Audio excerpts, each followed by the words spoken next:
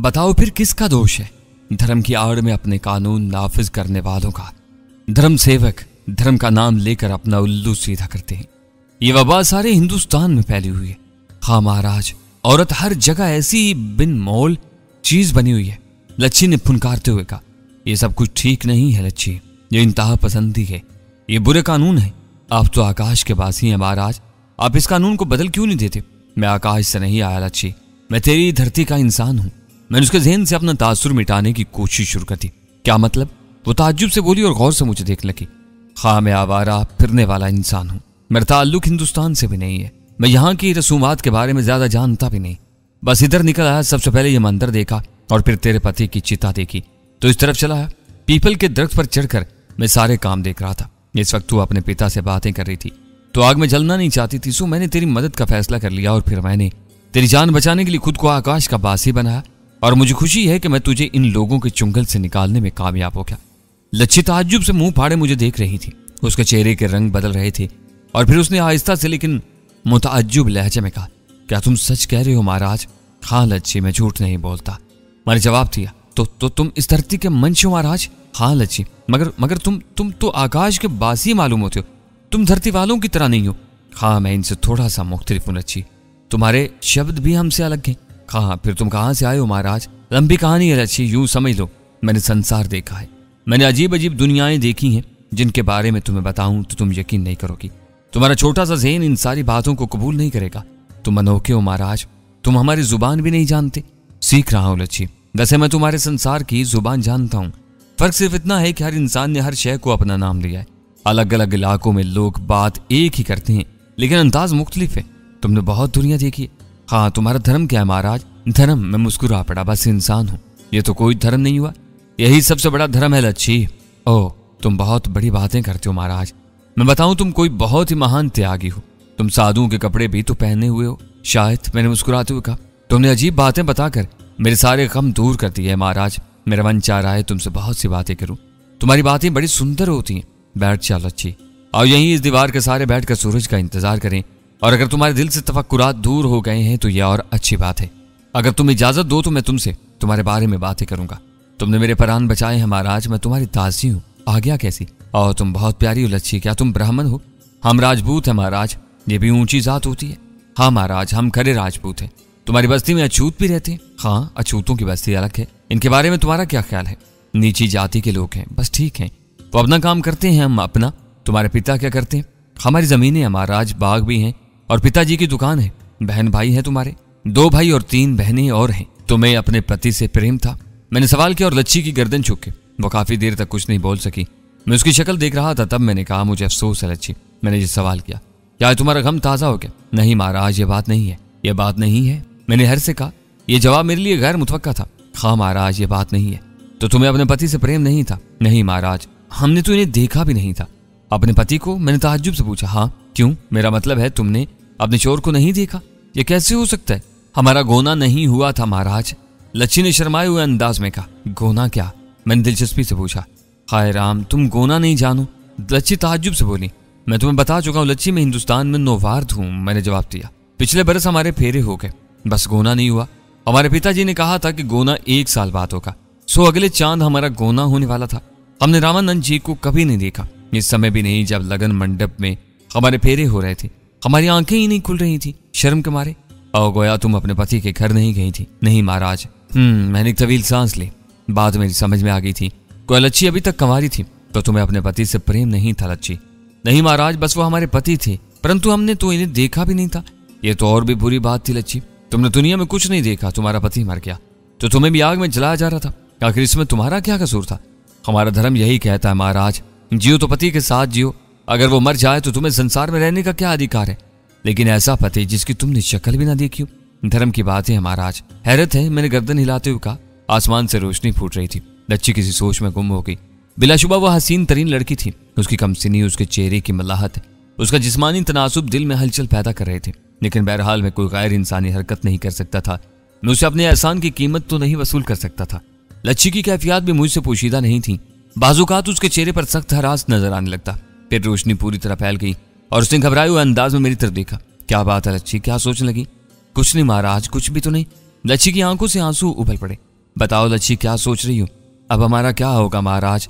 अब हम कहाँ जाएंगे? हम तो सबसे बिछड़ गए। क्या तुम्हारे बाप के दिल में रहम नहीं आएगा? मैंने पूछा। पिताजी हमारे लिए कुछ नहीं कर सकते महाराज, उसने रोते हुए कहा। क्यों? हमारे माथे पर जो कलंक लग चुका है उसे कोई नहीं धो सकता। हम तो पूरी बस्ती के लिए मर चुके हैं महाराज। अब हमारा जीवन भूत प्रेत समान है और गंदी रूहों से कोई प्रेम नहीं करता। अगर हमने बस्ती में दाखिल होने की कोशिश की तो हमारे पिता का जीवन अजीर्ण कर दिया जाएगा। हमने वो किया है जो आज तक किसी ने नहीं किया। तो क्या हिंदू औरतें खुशी से सती हो जाती हैं? होना पड़ता है महाराज। जो खुशी से नहीं होती इन्हें कर दिया जाता है और फिर इन्हें कोई याद नहीं करता। और जब इनका नाम भी लिया जाता है तो नफरत से। हिंदू स्त्री का जीवन मरण उसके पति के साथ है। अगर कोई स्त्री अपने पति के बिना जीने का ख्याल भी करे तो उसे नफरत की जाती है। इससे पहले तुम्हारी बस्ती में ऐसा कोई वाकया हुआ है कि किसी ने सती होने से इनकार कर दिया? अभी थोड़े दिन पहले की बात है। अरूपा चिता से निकलकर भाग गई थी। उसके सर के बाल जल गए थे, पूरा बदन जगह जगह से जल गया था, मगर चिता के करीब खड़े हुए लोगों ने डंडे मार मार कर उसे मार डाला और फिर आग में झोंक दिया। क्या माता पिता और भाइयों के लिए बड़े शर्म की बात होती है कि उनकी बेटी और बहन पतिव्रता ना हो। उफ, बड़ी जालमाना रस्म है। मैंने गहरी सांस लेकर कहा। मगर कोई कुछ कर भी तो नहीं सकता ना महाराज। हमारे पुरखों से यही होता आ रहा है, इससे क्या फर्क पड़ता है? कोई तो इस बारे में सोचे। मैंने कहा और लच्छी फिर सोच में डूब गई और एक बार फिर बेख्तियार मुझसे लिपट गई और सहमे हुए लहजे में बोली, हाय राम, मैं तो सारी जल गई होती। मैं तो अब तक मर भी गई होती अगर तुम मुझे ना बचाते। हाय, मेरा शरीर कोयला बन गया होता। आग में जलने से बड़ा दुख होता है महाराज, है ना? उसने इस भोलपन से पूछा कि मुझे उस पर प्यार आ गया और मैंने उसे सीने से भींच लिया। मुझे खुशी है लच्छी कि मैं तेरा जीवन बचाने में कामयाब रहा। लच्छी का पूरा बदन कांप गया, उसकी आंखों में सुर्ख डोरे उभर आए। उसने मखमूर आंखें उठाकर मेरी तरफ देखा। शर्मगी होंठ कपकपाए लेकिन कुछ कह नहीं सके और उसने मेरे बदन से अलहदा होने की कोशिश भी नहीं की। गोया उसे मेरा यह फेल नागवार नहीं गुजरा था। खासी देर इसी तरह गुजर गई और लच्छी एक बार फिर कसमसाई। फिर हमारा होगा क्या महाराज? उसने फिर परेशान लहजा में कहा। तेरे अपने तो अब तुझे कबूल नहीं करेंगे लच्छी। हाँ, उसने दुख भर लहजा में कहा। तू अगर पसंद करे तो मेरे साथ रह सकती है। हाय राम, तो क्या तुम मुझे आकाश पर ले जाओगे? पगली कहीं कि मैं तुझसे कह चुका हूं कि मैं आकाश का वासी नहीं हूं, तेरी धरती का इंसान हूं। मैं तेरे साथ धरती पर ही रहूंगा। मैंने उसके बदन के गिर्द बाजुओं में गिरफ्त से तंग करते हुए कहा और लच्छी ने अपना बदन ढीला छोड़ दिया। उसका सर मेरे सीने से आ लगा और उसकी गहरी गहरी सांसों में मैंने सुकून महसूस किया, जैसे उसे मेरे ऊपर एतमाद आ गया हो। पर बस्ती वाले हमें यहाँ न रहने देंगे महाराज। वो उसी तरह मेरे सीने से सर टिकाए हुए बोली। तो हम जहाँ से कहीं और चलेंगे लच्छी? कहा महाराज? कहीं भी जहाँ तुझे जानने वाले मौजूद ना हो। अरे हाँ, ये तो ठीक है, फिर तो मेरा जीवन बच जाएगा। लच्छी के चेहरे पर एक मासूमाना खुशी उभर आई। फिर हम दोनों साथ रहा करेंगे, मैं भी जोगन बन जाऊंगी। हाँ हाँ जरूर। फिर कब चलोगे महाराज? लच्छी का लहजा में इश्तियाक था। जब तू कहे लच्छी, मैं गहरी सांस लेकर बोला। बहसियत औरत मशरक की ये कम से न हसीना बुरी न थी प्रोफेसर। ज़माना कदीम की कुछ औरतों में ये अंदाज मैंने देखा था और बिलाशुबा औरत की ये निसाइयत उसके हुस्न को दो अच्छा करती है। मुझे बेहद हसीन औरतें मिली जो जिस्मानी तौर पर बहुत कुछ थी। इन्होंने मुझसे प्यार भी किया और ताजिंदगी करती नहीं। इन्होंने अपनी सारी चाहत, नसाइयत, जवानी सब कुछ मेरे लिए वक्फ कर दिया और मेरी वफादार रही। लेकिन अमूमन उनमें ऐसी ज्यादा थी जो खलफत में मर्द बनने की कोशिश करती थी। मैंने इस वक्त इनके बारे में नहीं सोचा था, लेकिन जब सोचा तो महसूस किया कि औरत की बंद जुबान ज्यादा दिलकश होती है। हालांकि इसकी आंखें उसके एक एक अज़ू की तलब उसकी जुबान होती है और उसका कुछ न कहना ही सब कुछ कह देना होता है और उसके बाद मर्द इसकी तलब की अदायगी करने में ही अपनी शान समझता है। मुझे लच्छी की बेजुबानी बहुत भाई और मैंने सोचा कि मशरिक के इस कमल को खुद खिलने दूं। बस महाराज, मुझे यहाँ से ले चलो। सूरज की रोशनी में न जाने क्या हो। लच्छी ने मेरे सीने में मुंह छुपाए छुपाए कहा। लेकिन सूरज निकल आया था और जो होना था उसकी इब्तिदा हो चुकी थी। जो कि हम जाग रहे थे और होशो हवास में थे, इसलिए वो आवाजें बखूबी हमारे कानों तक पहुंच गई जो मंतर के चारों तरफ से आ रही थी। तब मैंने आहिस्ता से लच्छी को अपने बदन से अलग किया और झरोखे में पहुंचकर बाहर का मंजर देखा। बेशुमार लोग थे जिनके हाथों में लकड़ियां, भाले और तलवारें तक थीं। वो मंतर की तरफ इशारे कर रहे थे। मेरे होंठ भिंच गए। कोई रात भर खिचड़ी पकती रही और ये लोग कोई अज़म लेकर आए हैं, लेकिन बेवकूफों को ये नहीं मालूम कि वो अज़म इनकी मौत बन जाएगा। कौन है महाराज? लच्छी मेरे पीछे आ खड़ी हुई।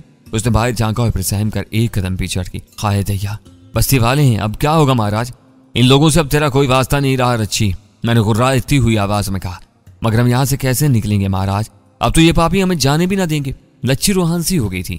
मैं कोशिश करूंगा कि इनमें तेरे बाप या भाइयों को मेरे हाथों से कोई तकलीफ ना पहुंचे, लेकिन अगर वो भी मेरे रास्ते में आ गए तो फिर मैं तमीज ना कर सकूंगा। हाय राम, तो क्या तुम इनसे झगड़ा करोगे? लच्छी और ज्यादा बदहवास होकर बोली। आ लच्छी, मेरे साथ आ। मंदिर के दरवाजे बंद कर और इसी झरोखे में आ जा। जब मैं कहूं तब ही दरवाजा खोलना। मैंने उसका बाजू पकड़कर खींचते हुए कहा और लच्छी मेरे साथ खींचती चली आई। मैं उसे दरवाजे तक लाया। बाहर लोग शोर मचाने लगे थे। उनके अल्फाज मेरी समझ में नहीं आ रहे थे, लेकिन बहरहाल वो मुझे ही मुखातिब करके कुछ कह रहे थे। चल दरवाजा बंद कर ले, भगवान तुम्हारी सहायता करे महाराज। लच्छी ने बेख्तियार होकर मेरे बाजू को चूमते हुए कहा और मैं उसका शाना थपथपा कर बाहर निकला। लच्छी ने अंदर से कुंडी बंद कर ली थी। मंदिर के सामने वाले हिस्से में बहुत से लोग जमा थे। इनमें लच्छी का बाप भी था, जिसे मैं रात को देख चुका था, और दूसरे बहुत से लोग भी थे, जिनमें एक लंबी ताड़ी वाला नंग धड़ंग साधु भी था। उसके गले में मोटे मोटे दानों की मालाएं पड़ी हुई थी। बाल जटाओं की शक्ल में बिखरे हुए थे। एक छोटी सी लंगोटी ने उसकी सतर पोशी की हुई थी। बाकी बदन पर शायद मिट्टी मली हुई थी। अलबत्ता उसकी आंखें खून की तरह सुर्ख और चमकदार थी। दिलचस्प शख्सियत थी। काल्पनिक लोगों का कोई प्रोह थे, क्योंकि इस दुनिया के मस्करे मैं पहले भी देख चुका था और इनका दिमाग दुरुस्त कर चुका था। लच्छी कहाँ है महाराज? लच्छी को बाहर लाओ, एक आदमी ने चीख कर कहा। लच्छी के पिता को आगे भेजो। मेरी आवाज में खौफनाक गुर्राहट थी, जिसने लोगों को खासा मरोब किया, और लच्छी का बाप किसी कदर झिझकता हुआ आगे आ गया। तब मैं चंद कदम आगे बढ़ा और लच्छी के बाप को घूरते हुए कहा, क्यों आए हो? लच्छी को लेने महाराज। लच्छी के बाप ने नजरें झुकाकर जवाब दिया, क्या तुम्हारी बस्ती के लोग इस लड़की को कबूल करने को तैयार हो गए हैं, जो तुम्हारी रस्म के मुताबिक सती नहीं हुई? नहीं महाराज, बल्कि हम अपने धर्म की रीत नहीं तोड़ेंगे। क्या मतलब है? लच्छी का पति मर चुका है, इसे हर हालत में सती होना पड़ेगा। लच्छी के बाप ने कहा, तुम अपनी बेटी के दुश्मन क्यों बन गए हो? नहीं महाराज, लच्छी के बाप की आवाज में आंसू रचे हुए थे, मगर मैं बेटी के जीवन की खातिर धर्म से नाता नहीं तोड़ सकता। लेकिन मैं तुमसे कह चुका हूं कि मैं आकाश से सिर्फ इसलिए आया हूं कि लच्छी को सती ना होने दूं। क्या तुम मेरी मुखालफत करते हुए आए हो? नहीं महाराज, परंतु आप लच्छी को हमें दे दें। लच्छी के एक भाई ने कहा, लच्छी तुम्हें नहीं मिलेगी। अगर तुम उसके जीवन के गाहक बन गए हो तो ये तुम्हारी भूल है। मेरी मानो, इस मंदिर को दान कर दो, इससे कोई वास्ता न रखो, तुम्हारे धर्म पर कोई असर नहीं पड़ेगा। आप बस इसे हमारे हवाले करते महाराज, हम आपसे झगड़ा नहीं करना चाहते। बस्ती का एक नौजवान बोला, क्या तुम आकाश से आने वाले से झगड़ सकते हो? मैंने जहरीले लहजे में पूछा, ऐ आकाश के भासी, मुझसे मिल, मुझे बता तू कौन है? आकाश से आया है क्या मैं तुझे वहीं वापस पहुंचा दूं? जटाधारी साधु ने मजाक का खेज अंदाज में कहा। ये बेवकूफ कौन है? मैंने दूसरों की तरफ देखते हुए कहा, महाराज ग्रंथनाथ। इनसे ऐसी बातें ना करें महाराज, ये बड़े महान साधु हैं। बहुत से लोग कांपती हुई आवाज में बोले, तो महान साधु महाराज जान सकते हैं तो खुद जान लें कि मैं कौन हूं। आगे आ बालिक, अभी तेरे मुंह से दूध की बू आती है। मैं तुझे बताऊं कि तू कौन से आकाश से है। और मैं मुस्कुराता हुआ आगे बढ़ गया। तब बूढ़े ने अपने गले में पड़ी हुई एक माला का धागा तोड़ दिया और माला मेरे ऊपर फेंक दी। देखने वालों ने देखा कि एक फुनकारता हुआ कोड़ियाला सांप मेरे बदन पर आ पड़ा था। उसने अपना चौड़ा फन फैलाया और मेरी गर्दन से लिपट गया। इसका फन मेरे चेहरे के सामने था। मैंने हैर से सांप को देखा। यह इल्म मेरी समझ में नहीं आया था। बूढ़े ने मेरे सामने गले की माला तोड़ फेंकी थी, जो बेजान थी, और अब ये जानदार सांप मेरे सामने था। यकीनन बेहद दिलचस्प इल्म था, और अहले इल्म के प्रोफेसर मैंने हमेशा कदर की है। मैं दिल में तहैया कर लिया कि इस बूढ़े को जिंदा रखूंगा और इससे इल्म के बारे में मालूमात हासिल करूंगा। लेकिन फिलहाल तो बूढ़ा अपनी कामयाबी का मुंतजिर था। सांप का फन चंद साथ मेरे चेहरे के सामने लहराया और फिर उसने मेरी गर्दन पर मुंह मारा। बड़ी मायूसी हुई उस नामुराद सांप को, और उछलाहट में मेरे बदन के मुख्तलिफ हिस्सों में ताकत आजमाई करने लगा। वाह बड़े मियाँ, तुम्हारा ये सांप तो बड़े कमजोर दांत रखता है। मैंने हाथ उठाकर सांप का फन मुट्ठी में पकड़ दिया और फिर मेरे एक झटके से सांप मेरी गर्दन से अलहदा हो गया। मैंने दोनों बाजू खींचकर सांप को दरमियान से तोड़ दिया और उसके दोनों टुकड़े बूढ़े के सामने फेंक दिए। लेकिन मैंने खुद भी हैरत से देखा कि जमीन पर माला के दाने बिखर गए थे। दिल ही दिल में मैंने उस अनोखे फन का एतराफ किया, लेकिन लोगों में हलचल मच गई थी। अब लोगों ने समझा था कि मैं भी कोई जरूर चीज हूं, लेकिन अहमक बूढ़ा मुझसे बाकायदा मुकाबले पर आमादा हो गया था। उसने अपनी नाकामी को देखकर लोगों से कहा, पीछे हट जाओ बालिको, मैं देखूंगा ये कितना बड़ा जादूगर है। और लोग पीछे हट गए। मैं जादूगर नहीं हूं बुजुर्ग, मगर मैं तुम्हारा जादू जरूर देखूंगा। मैंने मुस्कुराते हुए कहा और बूढ़े ने दोनों हाथ ऊपर उठा दिए। तब मैंने उसके दोनों हाथों में स्याह रंग के 2 गोले देखे।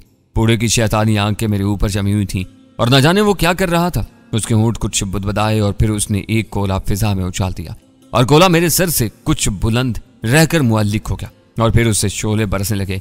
नारंगी रंग के शोले मेरे लिबास को खाकस्तर करके। मेरे लिबास से उठने वाली आग को देखकर उन्होंने समझा कि इनका साधु मुझे हलाक करने में कामयाब हो गया। चुनाचे वो जय ग्रंथनाथ के नारे लगाने लगे। ग्रंथ भी बहुत खुश नजर आ रहा था। दूसरा गोला अभी तक उसके हाथ में था, लेकिन मुझे मुकम्मल तौर से कैफरे किरदार तक पहुंचाने के लिए उसने वो गोला भी फिजा में उछाल दिया। यूं आग की बारिश तेज होगी। मेरे लिबास से अब भी शोले बुलंद हो रहे थे। आग ने बहरहाल मुझे कोई नुकसान नहीं पहुंचाया। ख्वाब वो तिलिस्माती ही थी, लेकिन मैं इन अनोखे लोगों के बारे में सोच रहा था। कैसी दिलचस्प बात थी। यूनान में इल्म नजूम ने मुझे बहुत मुतासिर किया था। इससे कबल भी बहुत से लोग मुझे अपने हैरत अंगेज अलूम से मुतासिर कर चुके थे, जिनमें आखिरी शख्स बाबा सलानूस था। मेरे सामने वाला शख्स गो के करिहा शख्सियत का मालिक था। इसका शैतानी चेहरा मुझे पसंद नहीं आया था, लेकिन बहरहाल मैं उसके फन के बारे में जरूर सोच रहा था। स्यागोले छोले बरसाते रहे और फिर सर्द हो गए। इसके साथ ही मेरा खाकस्तर लिबास मेरे बदन से अलहदा हो गया था। लेकिन इन लोगों को मेरा बदन देखकर हैरत हुई, जो आग से और साफ हो गया था। हालांकि वो शायद किसी कोयले के मुजस्मे की तवक्का कर रहे थे। फिर मुझे मुस्कुराते और जुम्बिश करते देखकर अचानक इनकी जुबानें बंद हो गई, उनकी आंखें हैरत से फैल गई थी। हाँ बूढ़े फनकार, अब मैं तेरे किसी और फन का मुंतजिर हूँ। मैं 2 कदम आगे बढ़कर कहा और बहुत से कमजोर दिल के लोग पलट कर भाग निकले, लेकिन अब भी काफी लोग मौजूद थे। ग्रंथ कई कदम पीछे हट गया था। अगर तेरा फन खत्म हो गया हो तो फिर मैं तुझे अपना फन दिखाऊं, मैंने पूछा और अचानक बूढ़े ने सर पीछे किया। अब वो जिस्म के मुखालिफ समत में बड़े अजीब अंदाज में टेढ़ा हो गया था। क्या ख्याल है, मैं उसके करीब पहुंच कर बोला, लेकिन अचानक मैंने बूढ़े के बदन से धुआं खारिज होते देखा। सफेद सफेद धुआं जो बूढ़े के जिस्म के गिर्द उसके अज़ा की शक्ल में ही जमा हो रहा था और बूढ़े की जिसामत बढ़ने लगी। धुएं का यह इंसान वाकई बड़ा अनोखा था। मैं दिलचस्पी से उसे देखता रहा और फिर जिसामत में मुझसे करीबन 3 गुना हो गया। अनोखी शक्ल इख्तियार कर ली उसने, न जाने किस तरह। फिर वो सीधा हुआ और उसके मुंह से खून टपकने लगा। बेहद खौफनाक शक्ल हो गई थी और उसके खून आलूद होंठों पर मुस्कुराहट फैल गई। बड़ी बड़ी और फटी हुई खौफनाक आंखें चमकने लगी। मगर अंतु महाराज कोई घिसियारा नहीं हूं। वो दोनों हाथ फैलाए मेरे तरफ बढ़ते हुए बोला, ऐ मकबूड़े, तेरे फन से मैं मुतासर हुआ हूं। तो अगर चाहे तो मेरी दोस्ती हासिल कर सकता है। हम दोनों अपने अलूम का तबादला करेंगे। दूसरी शक्ल में तू नुकसान में रहेगा। लेकिन ग्रंथ अपनी जादूगरी के चक्कर में था प्रोफेसर। खुद पर नाज करने वाले हमेशा खिसारे में रहे हैं। मेरी सारी जिंदगी का तजिया है। खुद कितने ही आगे बढ़ जाओ, लेकिन दूसरे के लिए गुंजाइश जरूर रखो। मुमकिन है उन्हें कोई ऐसी बात मालूम हो जो तुम्हें ना मालूम हो। चुनाचे वो दीवाना मुझसे कुश्ती लड़ने पर आमादा हो गया। रासिकुल अकीदा हिंदू तो उसकी यह हेत देख कर ही खौफ से गीदड़ बन गए थे। अब वो दूर से हम दोनों को देख रहे थे। प्रोफेसर, ठीक है, एक गैर इंसानी कुव्वत मुझसे नाबुर्द आजमा हुई थी, लेकिन अगर गौर करो तो मैं कौन सा इंसानी हदूद में था। मैंने सोचा ये खेल अब जल्द खत्म कर दिया जाए। बूढ़ा पागल अपनी हार मानने को तैयार न होगा और एक के बाद एक हरकत जारी रखेगा। और प्रोफेसर, मैंने ये भी सोचा कि यहाँ ये इल्म जानने वाले दूसरे भी होंगे। किसी न किसी से दोबारा मेरी मुलाकात होगी। चुनाचे इस बूढ़े का खेल खत्म किया जाए। जादूगर मुझे अपनी काली ताकत से जेर करने की फिक्र में था। मैंने उसकी कमर पकड़ ली और फिर मैंने उसे जमीन से बुलंद करके पत्थरों पर दे मारा। 1 बार, 2 बार, 3 बार मैंने उसे धुन कर रख दिया, लेकिन इसमें अभी जान बाकी थी। खा उसका जिस्म कम होता जा रहा था, जैसे धुआं पिचक रहा हो। और फिर जब वो असल हैसियत में आ गया तो मैंने उसे बाजुओं से जकड़कर उसकी पसलियां एक दूसरे से चिपका थी। उसके मुंह, नाक और कानों से गलीज खून उबल पड़ा था और उसकी आखिरी चीख भी कोई सुन नहीं सका था। मैंने हड्डियों और खून के मलखूबे को जमीन पर फेंक दिया और फिर मैं बस्ती वालों से मुखातब होकर बोला, बेवकूफ इंसानों, एक अहमक शख्स के लिए इनफरादी सजा थी, लेकिन अगर आइंदा तुमने मेरे लिए कुछ करने की कोशिश की तो फिर मैं तुम सब के लिए मुसीबत बन जाऊंगा। तुम्हारे जादूगर मेरा कुछ नहीं बिगाड़ सकते। इनसे कहो अपने आप में महदूद रहें और लच्छी के बाप तुम आगे आओ। मैंने कहा। लच्छी का खौफजदा बाप हाथ जोड़े आगे आ गया। वो सारे बदन से कांप रहा था। सुनो, तुम अगर चाहो तो अपनी बेटी को ले जा सकते हो, लेकिन इस वादे के साथ कि इसकी जिंदगी को कोई नुकसान न पहुंचे। अगर तुमने इसे नुकसान पहुंचाने की कोशिश की तो मैं तुम्हारे सारे कुंबे को खत्म कर दूंगा। नहीं महाराज, हमें उसके जीवन की जरूरत नहीं है। हम अपने धर्म के खिलाफ नहीं कर सकते। अगर हमने ऐसा किया तो जब तक जिंदा रहेंगे हमारे गर्दन शर्म से झुकी रहेगी। लच्छी का जीवन अब हमारे लिए एक कालिक है। अहमक इंसान ने जवाब दिया। तब ठीक है, इसे भूल जा। समझ, तूने इसे सती कर दिया। बस अब तुम सब यहाँ से भाग जाओ। और हाँ सुनो, मैंने इनमें से किसी ऐसे हिंदू को थाड़ा जिसका कदो काम मुझसे मिलता जुलता हो और एक दराज का मत हिंदू मेरी निगाह में आ गया। तुम आगे आओ, मैंने कहा, और हिंदू खौफजदा होकर जमीन पर बैठ गया। आगे आओ, मैं तुम्हें नुकसान नहीं पहुंचाऊंगा, इसे आगे लाओ। मैंने दूसरे से कहा और लोग उसे समझाने लगे। मुश्किल तमाम 2 आदमी उसे सहारा देकर आगे लाए। तुम अपना लिबास उतार दो, मैंने उसे हुक्म दिया। महाराज, उसने जल्दी से अपनी धोती पकड़ ली। मेरा लिबास चल गया, इस हालत में मैं किसी लड़की के सामने नहीं जा सकता। चलो लिबास उतार दो। लेकिन उसके लिए भला ये कैसे मुमकिन था। चुनाचे मजबूरन मुझे कज़ाकी करना पड़ी। तंग धड़ंग हिंदू बड़े मज़ाक़ के अंदाज में भाग खड़ा हुआ। वैसे भी अब बहुत कम लोग रह गए थे। बिलाकर वो भी भाग गए और मैं नए लिबास में वापस मंदिर में पहुंच गया। लच्छी धड़कते दिल से मेरी मुंतजिर थी। मैंने दरवाजे पर दस्तक दी तो उसने सहमी आवाज में पूछा, कौन है? मैं हूँ लच्छी, दरवाजा खोल। मैंने पुरस्कून लहजे में कहा और लच्छी ने दरवाजा खोल दिया। है भगवान, तुम ठीक हो? उसने मुझे सर से पांव तक देखते हुए कहा। तुम्हारा क्या ख्याल था लच्छी? मैंने मुस्कुराते हुए पूछा। वो पापी बहुत सारे थे, इनमें तुम्हारे पिता भी थे लच्छी। मेरे पिता? लच्छी ने गमगीन सांस लेकर कहा। नहीं महाराज, मेरा अब संसार में कोई नहीं है, मैं तो मर चुकी हूँ। हाँ लच्छी, ठीक कहती है तू। जानती हो तुम्हारा पिता इतने लोगों को लेकर किस लिए आया था? मैं नहीं जानती महाराज, लच्छी उदास लहजा में बोली। वो एक जादूगर ग्रंथनाथ को लेकर आया था, ताकि अगर मैं लोगों के कहने से बाज ना हूं तो तुम्हारा जादूगर मेरा दिमाग दुरुस्त करते हाँ, राम ग्रंथ नाथ जी आए थे। हाँ, मगर वो क्या चाहते थे?